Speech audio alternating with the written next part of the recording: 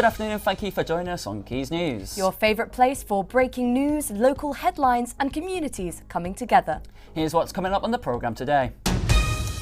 With an election coming up next Thursday, we look into the candidates and what the voters have to say. I'll be talking all about the Northern Music Awards. I'm sort of proud of being from the north, so you're proud to be like part of the first ever Northern Music Awards event.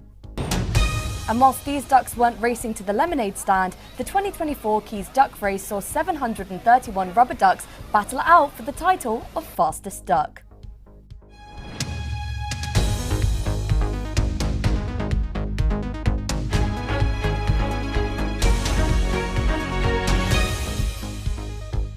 Bella, really? A duck song reference? Sorry Dan, I'm just trying to make the show entertaining. Well, we better not be hearing any of that later in the show. No promises, Dan. Now, this time next week, if you're a Greater Manchester resident, you'll be able to go to the voting room and choose your local councillors and Greater Manchester Mayor. Current Manchester Mayor Andy Burnham will be on the ballot cards along with 5 other hopefuls. Jamie Mackin took to the streets to tell us more about the candidates and what the voters think. The Greater Manchester local elections take place next Thursday on the 2nd of April. People can vote to decide on their local councillors, the Mayor of Salford, as well as the Mayor of Greater Manchester. We spoke to some of Salford's locals to find out the issues they think need to be addressed by the new council. Crime, roadways, obviously the Eccles Town Centre, which is rubbish, and basically just all the drug dealers and everything. All drug dealing around the corner of the pubs there all the time, so they're the main 3 issues really. Yeah, definitely the crime is quite a lot. I'm working in the epicentre at the moment, in the Greek shop. So I see a lot of violence, a lot of irrational thoughts of different people and actions that they're like, it needs improvement of the life of people so they can get busy with different stuff than drinking and just creating some issues like on innocent people on the street. Yeah. For me at the minute, I've seen the new B Network come out. Personally, I'm quite a fan of Andy Burnham, what he's been doing. Quite fortunate as well, I'm a musician and I've been nominated a couple of times for Andy Burnham's Artist of the Month, so I'm a big fan of what he's doing. Away from that though, the regeneration of Eccles and seeing what's going from there is important to me, so look forward to seeing what's done with the area. But in terms of wider issues, crime and what have you, I personally haven't had any negative experiences within the community, so as long as it thrives and does well, I'm happy going where we're going. There's lots of things I'd like to see. There's empty shops everywhere you look. I mean, this place is a dead town now. I usually try and come out every day, but it is a dead town. Yeah. It's terrible. Salford is the same. There's nowhere. When they stopped all the markets, it died. Yeah. The limits of people are being pushed too far. Yeah. So they're breaking down after a small issue. And staying on politics now, new data has showed more incidents are occurring on roads in Salford, the highest rise in a long time. And with local elections around the corner, this data comes at an interesting time. Our reporter Max Hayes joins us in the studio. Max, what more can you tell us? Yeah, Bella, it is an interesting time for this data to arise. It's a significant increase in accidents and personal injuries on the road in Salford. More than 60 claims each were settled by the council. That's for vehicle and for personal damage. It's the highest figure since the early 2000s. And Max, what's the council's response to this new concerning report? Well, the council are blaming a lack of funding. You've got to remember that Salford City Council had to find £5.9 million for their annual budget. That was a huge increase for them. They had to find that out of nowhere. They're blaming it on that. However, Salford's Deputy Mayor, Tracy Kelly, she's investing £3.8 million into a new project, which will hopefully see, obviously, a worrying statistic ended with more improvement onto the roads.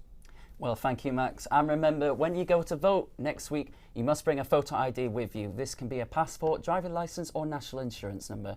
If you're unsure on any of this information, visit www.gov.uk. Deadline season is on the way for university students across the country. Akelia Hewitt from Salford University is currently hosting her 3rd year exhibition focusing on the challenges faced by the LGBTQ+ communities in the Media City campus. Mikolai Machkowiak caught up with her earlier today. Akelia looks in awe of all the work she has put into this exhibition. The exhibition is all about queer identity and celebrating different types of queerness, whether that might be gender, sexuality, anything like that. Just a place to celebrate that. It's something I relate to as a lesbian. It was definitely difficult on a personal level to face some of these issues because although all the artwork and the set is a celebration, the audio is quite, it's soundscapes, it's sort of like inside the mind of a queer person, and unfortunately a lot of that can be negative. What inspired some of these pieces? So like I said, I really wanted to celebrate all sorts of queer identity. So I have friends that are drag queens, so I used some of their photos.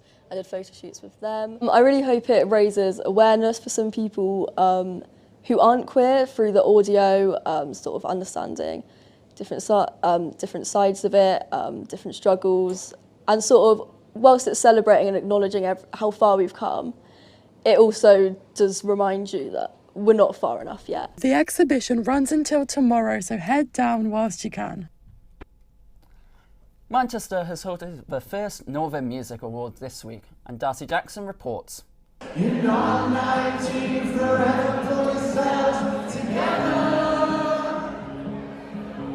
The first Northern Music Awards took place at Manchester's Albert Hall on Tuesday night, celebrating artists across the northwest. Cortinas, Mel C and Louis Tomlinson were some of the big winners during the night, with Leeds-based band English Teacher winning Newcomer of the Year.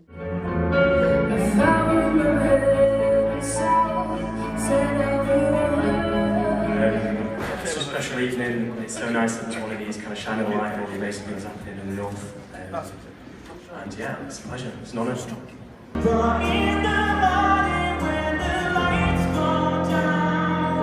Warrington band The Quays won Breakthrough Act of the Year following the release of their debut album I Wonder If the World Knows at the start of the month. Oh, we're buzzing, like even to have been invited and nominated. We was like over the moon with that, and then just to win it, top the night off, yeah. So it was our first ever award ceremony, like we've been invited to, so everyone was like dead excited for that, and then yeah, getting up and sort of being nominated and then read out and then it was good. Their album came in at number 3 in the official UK album charts behind Beyonce and the Libertines, and the fans have been behind them every step of the way. They were just as buzzing as us, like they were posting it on our fan group, all over social media, like tagging us in it, like saying congratulations. It was just a privilege to get an award for such a good cause and such a good event, because they do so much like mint stuff. The Quays play Manchester's iconic Victoria Warehouse tomorrow night. Can't wait. Are you coming? I am, yeah, I am. Oh, sick. Yeah, no, it's going to be good. We've got a few little tricks as well for it, so okay. Everyone's for it, yeah. Darcy now joins us in the studio.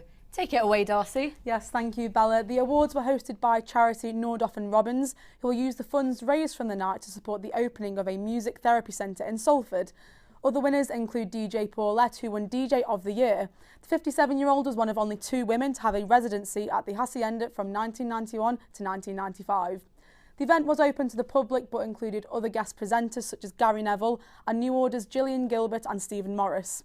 Manchester legend Lisa Stanfield won the Northern Icon Award, and Tim Burgess took the Northern Music Award 2024. So, Darcy, who do you expect to see at the awards next year? Well, there's a fair few bands. I mean, we saw the Quays win Breakthrough Act of the Year. A band called the Kairos from Liverpool I would love to see win a Breakthrough Act of the Year award. They've just played the M&S Bank Arena in Liverpool as a support slot, so I'd love to see that. And Richard Ashcroft, I'm seeing him this summer. I think it'd be really great to see him win a big award next year. Well, I think we're all excited to see. Thank you for that, Darcy.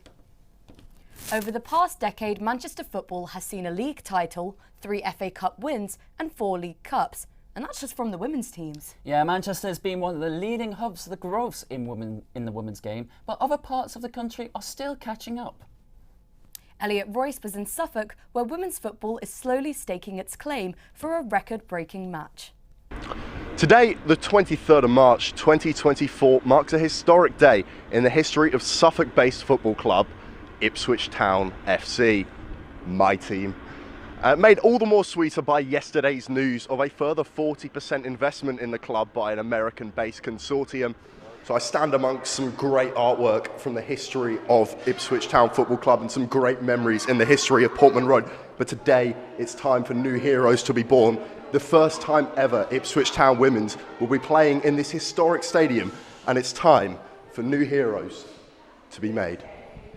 In the fan zone now, over 10,000 expected today, one of the biggest women's sporting events in history of Suffolk. It's going to be an absolutely huge day. We'll go around the fan zone and see how excited people are for this match? Because I sure as hell am.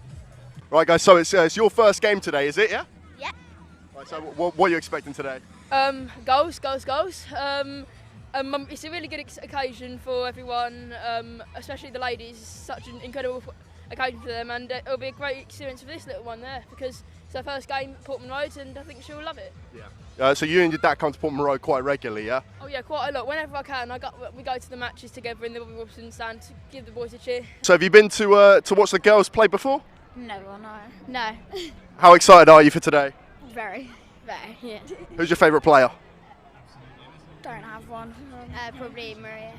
No, I don't really play football, but Keris plays football a little bit, don't you? Oh, this will be a great opportunity for you to see all the girls out in the massive stadium. There's going to be over 10,000 people there today. What are you thinking? It's incredible, really. It just shows how far our club's come. It's just incredible. 10,000 in attendance, smiles all round, youngsters inspired, and a superb 5-0 victory for the Tractor Girls. It's safe to say that the women's first outing at Portman Road was a success in Suffolk. Elliot Royce reporting for Quays News, Ipswich. Well, very interesting to see what's happening in Ipswich. But Bella, what's going on in your patch? Well, being from North London, we've obviously always had massive women's football from Arsenal Football Club. Unfortunately for me, I was born a Spurs fan, so we've only been able to enjoy them in the WSL for the last few years. But on the 12th of May, Spurs women are in the FA Cup final, so very exciting stuff on the lookout for us. What about you, Dan? Well, Newcastle United were only formed as a professional club last year, but they've been back-to-back promotion and now going to be playing the Championship. And Becky Langley's done a superb job with them. And I must shout out Dr. Ross Floyd, who works in the medical team. You'll like that. Matalan has announced 17 new third-party clothing and beauty brands, with the company wanting consumers' favourite styles, brands and products and sizes available in one place. Outfit Source brings you this report. Matalan has announced it will be launching 17 new third-party brands, available exclusively online. The brands will include Mountain Warehouse and Regatta. Matalan has also announced they will be extending their size ranges for women's wear in sizes 22 in store and up to size 28 online. For men's wear, they will be extending their Dukes brand up to size 8XL in store. I'm Chris Stokes, Quays News, Swinton. Salford's 7th yearly duck race took place in Salford Quays on Good Friday, attracting families to see the ducks race to raise money for charity MedEquip for Kids. Rebecca Mills has more. This Good Friday saw hundreds of families attending the duck race event to raise money for the MedEquip for Kids charity. I think the duck race, this particular duck race, impacts more the local community first and foremost. It's something to give back to them as a charity. It's not just about raising money for what we do, which is specialised equipment, hospital equipment, but it's more so about getting the community together, bringing them here for a day, putting on a bit of fun for them. I see it as a blessing sort of thing, helping people, saving lives, helping the less fortunate, so yeah, anything for charity. Well, we came down and we went to Cargo before and had some food and then get some drinks here, so I think it's more the build up to it, isn't it? Which is great. And then obviously you look around, it's full of families, and yeah, it's a good atmosphere. Unpacked and unloaded, the ducks were ready to swim their little rubber feet off for charity. Without any time to waste, the small ducks were off.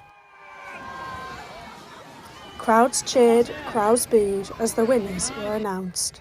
The winner of the race is 790. And then it was the main event, the Big Ducks. Each was sponsored by various organisations. Some were eager and some were not. After a very false start, they finally took off with more intrigue than others as the rain attempted to dampen the spirits. Despite the weather, Cyprus brought it home. Visitors quickly began to exit the race for a chance to see the ducks close up. That concludes Duck Race today. I, for one, have been so excited, being across thousands of families, looking at their ducks, just with anticipation for them to win. We've seen so many hilarious moments like Barbie falling over and so many of the little ducks going towards the finish line. Rebecca Mills, Quays News. Well, in the spirit of the duck race, Dan and I have designed our own ducks. So I've got little Stacey here. She's a bit of a baddie, as you can see. She's repping Quays News 2024, of course. She's got her sunglasses on because it's sunny, but then she's also got a scarf on so she doesn't get too cold. And then finally, a pearl earring because she knows her worth. Well, I've just gone for Doc Ian, Ian from Alvin and the Chipmunks. He's simple, he's basic, but he's going to win the race. And out of our two, Dan, who do you think looks more aerodynamic? Oh, definitely Ian. Definitely Ian, 100%. Have you seen Stacey's beak? She's ready. Fair enough. Well, maybe you can decide which one out of mine and Bella's is better at Quays News on X.